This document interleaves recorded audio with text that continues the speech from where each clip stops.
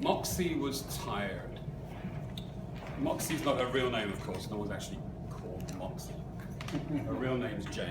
But in 4th grade, she decided Jane wasn't a cool enough name, and she'd insisted that everybody, including her parents, call her Moxie. Naturally, Moxie worked at a tech startup at a WeWork location in Chelsea. Her boss there, Apollo, real name Bob, had recently instituted a policy of mandatory city biking to work for everybody at the company. And he decided to call an early morning meeting that day to discuss the issue. So she had to be in the office by 10:30. To make matters worse, Apollo had asked her to work late that night. And indeed, it was almost 4:30 by the time she got up and left. She went to her Spinoga class, which is obviously doing yoga while spin cycling on a stationary bike,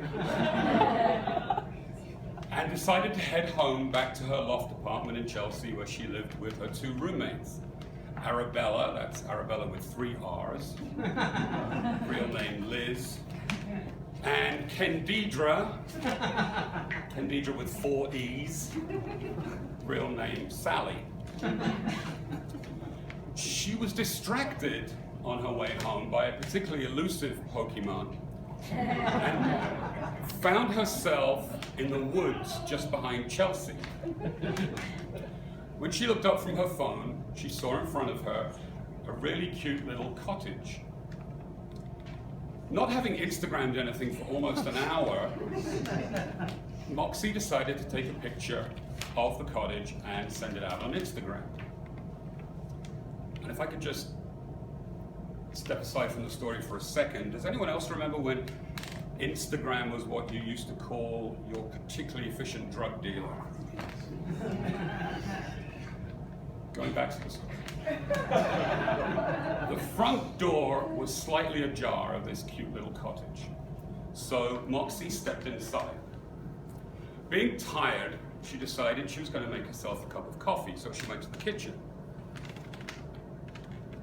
She found the coffee, and after checking the label to satisfy herself it had been ethically sourced from a microfinance women's-only commune in central Bolivia, she made herself a cup and wandered into the dining room.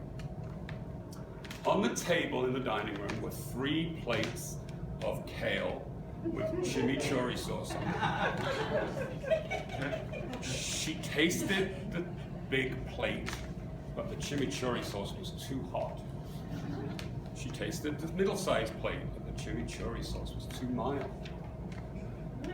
But the kale on the small plate was just right. She was just posting pictures of the kale to her recipe page on Pinterest when the front door opened and there stood 3 bears. Papa Bear, same-sex domestic partner bear, and little orphan adopted from war-torn country bear. Moxie was absolutely terrified.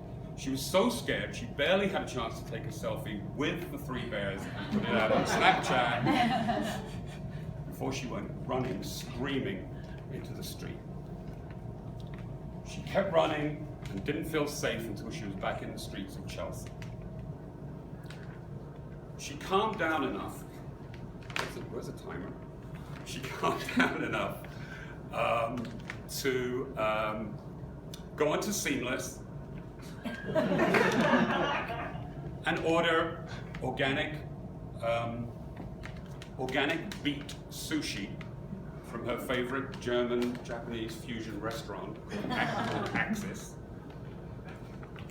And as she was waiting for the Uber to drive her the 150 yards back to her apartment, she reflected that her experience that day had given her a lot of ammunition for later on that evening when she was going to log on to her online, algorithmically based robo-therapist